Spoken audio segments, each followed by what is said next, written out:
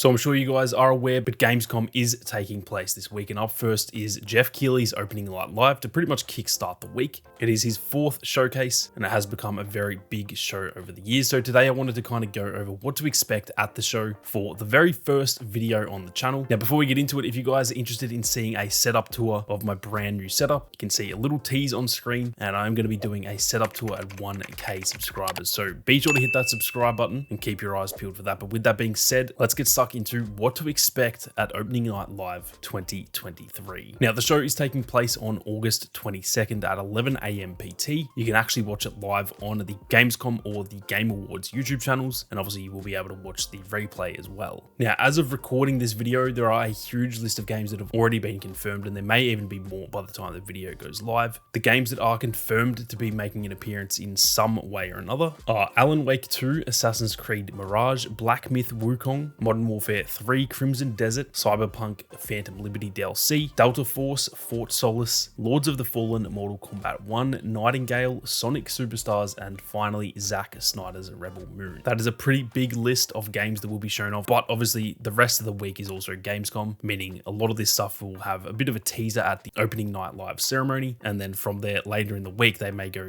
deeper into these games. Now, just be aware as well that Jeff Keighley did say this year is less about announcing brand new projects and more about giving fans some updates on some of the biggest games due over the next year. So I don't think there'll be anything crazy in terms of announcements and stuff like that, but like I said, Gamescom does go on for another 3 or 4 days after this, so I'm sure there will definitely be some big stuff revealed at the actual Gamescom event. In terms of what we know will be shown at Opening Night Live, I'm definitely very keen to see some more on Assassin's Creed Mirage. It definitely looks like they're going back to their roots. I'm a big fan of the old Assassin's Creed games, and although a lot of the newer ones are really good, they have sort of strayed very far from what made Assassin's Creed Assassin's Creed. They are more like open world RPG games at this point, and so it's going to be very interesting to see just how deep they go back to their roots, and I'm very, very keen to see more. Keep your eyes peeled on the channel if you are interested in Assassin's Creed Mirage. I will definitely be covering it here on the channel, although it actually launches the same weekend as PAX, which I'm going to, so unfortunately it will be a little bit delayed in terms of the launch week. I'm also really keen on the Modern Warfare 3 stuff as well as Delta Force. Modern Warfare 3 seems to be promising some really good things, kind of getting rid of a lot of the issues that I've had with recent Call of Duty games, as well as bringing back essentially all of the original Modern Warfare 2 maps. So I am very keen to see more on Modern Warfare 3. And then as for Delta Force, that is a returning franchise from about 13 or 14 years ago that I do remember playing as a youngster, and it looks like it's pretty much trying to emulate like the Battlefield experience, a bit of a larger scale shooter. So I'm very keen for that as well. I will definitely be covering both on my shooter channel. If you guys didn't know, I do have a channel focused on FPS games, so be sure to check that one out in the description. Now, Lords of the Fallen also looks absolutely amazing. I remember seeing the original trailer for this game, and it looks absolutely phenomenal. So